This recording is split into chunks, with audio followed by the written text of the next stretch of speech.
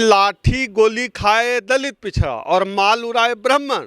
तो इसमें माल उड़ाने का काम ब्राह्मण कर रहा है। जो राम मंदिर बन रहा है उसमें जो दान पेटी होगी उसकी चाबी किसके पास रहेगी? क्या किसी दलित पिछड़े के पास उसकी चाबी रहेगी?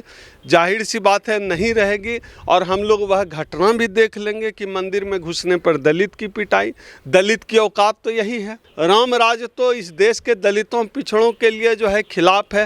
राम राज का मतलब हमारे गले में हरिया और कमर में झाड़ू है।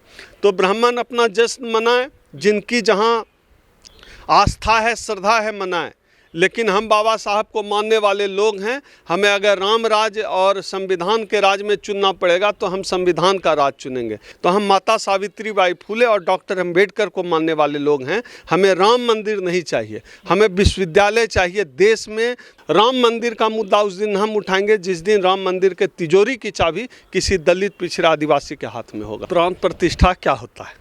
मतलब मूर्ति में जान फूका जाएगा। तो इसके घर में जब लोग, इन ब्राह्मणों के घर में लोग जब इसका माँ बाप मर जाता होगा तो काहे न प्राण प्रतिष्ठा कर देता है? तो नकली बात है। और दूसरी बात यह है कि जय जयकार टीवी में सवर्ण कर रहे हैं। ये सवर्णों की जय जयकार है, ब्राह्मणों की जय जयकार है। मैं तो यह सवाल पूछता हूँ कि यह जो राम मंदिर बन रहा है, मैं किसी की आस्था पर मेरा कोई सवाल नहीं है, लेकिन मैं अपने समाज के लोगों को, SC ST OBC समाज के लोगों से पूछना चाहता हूँ, इसमें आपको क्या मिल रहा है? घंटा भी नहीं बजा पाएंगे। मैं याद दिलाना चाहता हूं, जब इस देश में राम मंदिर की लड़ाई हो रही थी तो सबसे ज़्यादा मुकदमे दलितों पर हुए, पिछड़ों पर हुए। उस समय पिछड़ी लोधी समाज की उमा भारती नेतृत्व कर रही थी, कल्याण सिंह नेतृत्व कर रहे थे। लाठियां खाई, विनय कटियार थे, लाठियां खाई, गोलियां खाई, जेलों में गए, मारे गए, उम्र खप गई, लेकिन उनको मिला क्या? कुछ नहीं मिला। मिल किसको रहा है? ब्राह्मणों को मिल रहा है। आप देखिए, जब राम मंदिर का जो है राम मंदिर ट्रस्ट बना, राम मंदिर न्यास ट्रस्ट जब बना, तो सबसे अधिक दलित पिछड़े ने लाठी गोली खाई, जेल गए। कितने पिछड़े हैं राम मंदिर न्यास ट्रस्ट में? एक भी नहीं, एक भी पिछड़ा नहीं है। तो बड़ा दिलचस्प है भाई, जो राम मंदिर को बनाने के लिए जिन्होंने आंदोलन किया, राम मंदिर को बनाने के लिए जिसने लाठी गोली खाई, उनका कहीं कोई पता नहीं है। उमा भारती को का कहीं कोई पता नहीं है, विनय कटियार का कहीं कोई पता नहीं है। क्यों? क्योंकि ये लोग OBC हैं, इसलिए। अब मैं एक उदाहरण पे, राम राज की बात हो रही है कि राम राज आ रहा है 22 जनवरी से, तो राम राज की बात करता हूँ। त्रेता जो एक कथा है, उसमें जो है शंभूक तपस्या कर रहे थे, शूद्र थे, OBC थे, तपस्या कर रहे थे, तो राम का सिंहासन हिल गया। ये मेरी कहानी नहीं है, रामायण की कहानी है। राम का सिंहासन हिल गया। पूछा गया कि क्या हुआ भैया? तो बोला क्या कि जो है एक शूद्र तपस्या कर रहा है शंभू। राम गए, उसका वध कर दिया, तो राम जी का सिंहासन हिलना बंद हो गया। तो राम राज यही है कि दलित पिछड़ा जो है तपस्या मतलब ज्ञान अर्जित नहीं कर सकता है। तो आज की तारीख में भी देश को लगभग 500,000 साल पीछे ये लेकर चले आए हैं, जहां मान कर चलिए कि मनुवाद लौट रहा है। पहले के ज़माने में शंभूक का गला काटा जाता था, एकलव्य का अंगूठा काटा जाता था। आज की तारीख में रोहित वेमुला की सांस्थानिक हत्या हो रही है। ऋतु सिंह और लक्ष्मण यादव को विश्वविद्यालय से उठाकर फेंक दिया जा रहा है। मुथु कृष्णा की जो है JNU में सुसाइड करना पड़ रहा है। आज की तारीख में तो राम राज सही मायने में लौट रहा है। तो राम राज लौट रहा है, तो राम राज लौटे तो स्वागत करे ब्राह्मण। हम क्यों स्वागत करेंगे? क्योंकि यही मनुस्मृति का दौर था, मनुस्मृति था, मनुराज था। जब IPC की धारा थी तो कहते थे कि एक ही अपराध के लिए ब्राह्मणों के लिए अलग सज़ा, शूद्रों के लिए अलग सज़ा। तो वही राज आ रहा है, ब्राह्मणों के लिए अलग सज़ा, शूद्रों के लिए अलग सज़ा। वो हम देख भी रहे हैं कि इसी तरह से जो है न्यायपालिका का भी काम चल रहा है, प्रशासन भी उसी तरह से काम कर रहा है। पिछले 2 दिनों में दिल्ली विश्वविद्यालय में देखिए, ऋतु सिंह को प्रोटेस्ट से हटाया गया, उसके बाद उसको शुद्ध किया जा रहा है, धोया जा रहा है। मुझे नहीं लगता कि आधुनिक भारत के इतिहास में ऐसा हुआ होगा दिल्ली विश्वविद्यालय में कि कोई प्रोटेस्ट करने वाला उस जगह से हटाया गया हो तो वहाँ शुद्ध किया गया है। एक दलित लड़की प्रोटेस्ट कर रही है तो वहाँ शुद्ध किया जा रहा है। तो हमारे लिए, इस देश के दलितों, पिछड़ों, बहुजनों के लिए बुनियादी सवाल यह है कि हमारे लिए कितने विश्वविद्यालय खुले, क्योंकि हमारी ज़िंदगी में अगर बदलाव आ सकता है तो बाबा साहब डॉक्टर अंबेडकर कहते हैं कलम से बदलाव आ सकता है। हमारी माता सावित्रीबाई फुले कहती है कि शिक्षा से ही जो है तमाम हमारे मुक्ति के द्वार खुलेंगे। तमाम देश के तमाम राज्यों में, तमाम जिलों में JNU जैसा विश्वविद्यालय होना चाहिए। हमें राजीव गांधी ने जो सपना देखा था, जो तमाम जिलों में, मैं खुद नवोदय विद्यालय का विद्यार्थी हूँ, तो राजीव गांधी नवोदय विद्यालय पूरे देश में जो है जिलों में स्थापना की थी, उसमें हम जैसे बच्चे पढ़कर आए। इसी तरह का परसेप्शन चाहिए। आज देखिए देश की पूरी राजनीति बदल गई है, अब नए आइडिया पे काम करना होगा। ये नया मनुवाद स्थापित करने का आज के समय में जो सबसे बड़ा टूल है, इनके लिए EVM बन गया। आप देखिए EVM किस तरह बेईमानी कर रहा है। सैम पित्रोदा जो दुनिया के बहुत बड़े अर्थशास्त्री हैं, उन्होंने पूरा बाकायदे इसके खिलाफ मुहिम छेड़ी हुई है, EVM के खिलाफ मुहिम छेड़ी हुई है। और EVM की बेईमानी को पॉइंट वाइज सैम पित्रोदा गिना रहे हैं।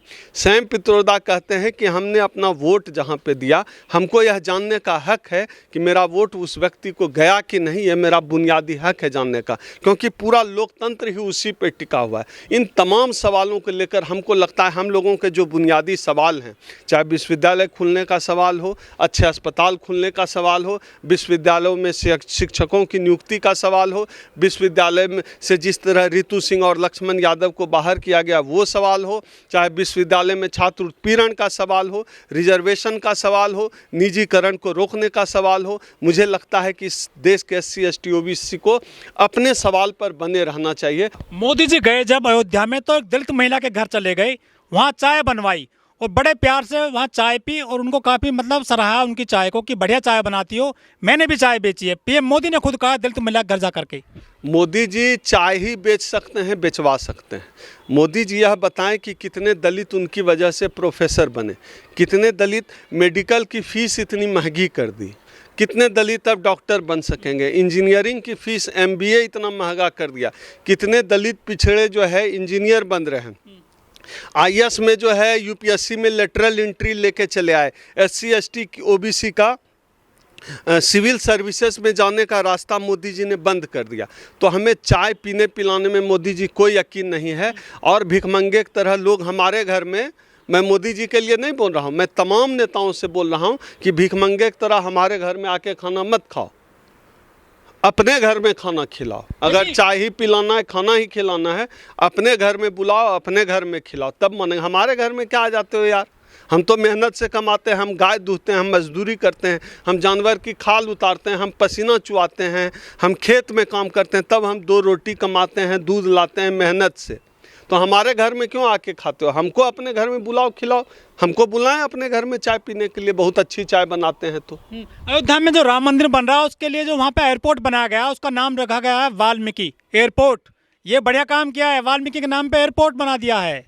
वाल्मीकि एयरपोर्ट बना देंगे, लेकिन वाल्मीकि समाज का व्यक्ति विश्वविद्यालय तक न पहुंच सके, इसकी भी तैयारी है। वाल्मीकि एयरपोर्ट बना देंगे, लेकिन कोई वाल्मीकि दिल्ली विश्वविद्यालय में JNU में प्रोफेसर बन जाए, उसके रास्ते बंद कर देंगे।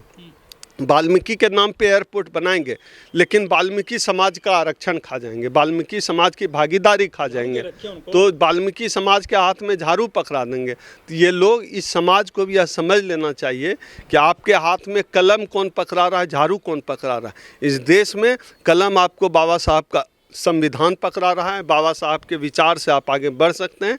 इसलिए वाल्मीकि समाज के मेरे भाइयों, कलम की ओर ध्यान रखिए, संविधान की ओर ध्यान रखिए, अपने हक अधिकार को पहचानना पड़ेगा।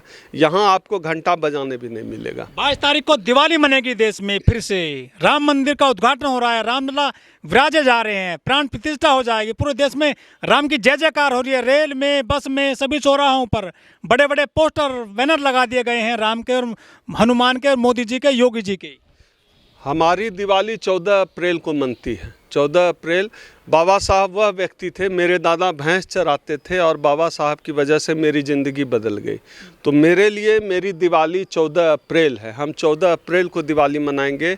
मेरे लिए मेरी दिवाली 26 जनवरी आ रहा है। 26 जनवरी का दिन होगा जिस दिन इस देश में संविधान लागू हुआ था और हम सभी मनुष्य बराबर हो गए थे, सबको एक वोट का अधिकार मिला था। तो मेरे लिए वह दिन बाबा साहब का दिन है, मेरे लिए वह दिन संविधान का दिन है, जिस दिन पूरे देश में दिवाली मननी चाहिए और हम उसी दिन दिवाली बनाएंगे। गली मोहल्ले में लड्डू बांटे जाएंगे, लोग पैसे उठा रहे हैं, चंदा कर रहे हैं राम के नाम पर। अब राम के नाम पर इतनी राजनीति है। अब देखिए, चारों शंकराचार्य नहीं जा रहे हैं और खुलकर कह रहे हैं कि राम के नाम पर राजनीति हो रही। तो राम और धर्म मेरा विषय है नहीं, मैं तो अपने समाज के लोगों के लिए काम करता हूं। तो राम के नाम पर राजनीति कर रहे हैं, राम के नाम पर वोट मांगा जा रहा है, तो फिर क्या ही कहें, क्या ही कह सकते हैं। हम लोग तो बाबा साहब को मानने वाले लोग हैं। संविधान का गौरव, वो कहते हैं राम का गौरव लाएंगे, हम कहते हैं कि संविधान का गौरव लाएंगे, जहां सभी मनुष्य बराबर होगा, जहां इस देश के SC ST OBC की कोई हकमारी नहीं होगी, जहां सभी मनुष्य बराबर होंगे, जहां संविधान की जो है पूरा संविधान कायदे से लागू होगा। हम लोग तो उस देश की कल्पना करते हैं। एक फोटो बहुत वायरल हो रही है मोदी जी की, वो जा रहे हैं और छोटा सा राम उंगली पकड़कर साथ चल रहा है उनका, मोदी आगे आगे चल रहे हैं। लोग नारा देते हैं जो राम को लाए हैं हम उनको लाएंगे। राम छोटे से कर दिए गए हैं, मोदी जी बहुत बड़े भगवान बन गए हैं देश में। उस पोस्टर पे क्या कहना है आपका? मुझे लगता है कि राम अगर करोड़ों लोगों की आस्था से जुड़ा हुआ विषय है राम, तो अगर हो सकता है मोदी अपने को राम से बड़ा समझते हों, तो ये तो जो राम को मानने वाले हैं वो तय करेंगे कि मोदी बड़े हैं या राम बड़े हैं। हो सकता है मोदी राम से बड़े हो गए हों, इसलिए मोदी की फ़ोटो राम से बड़ी है।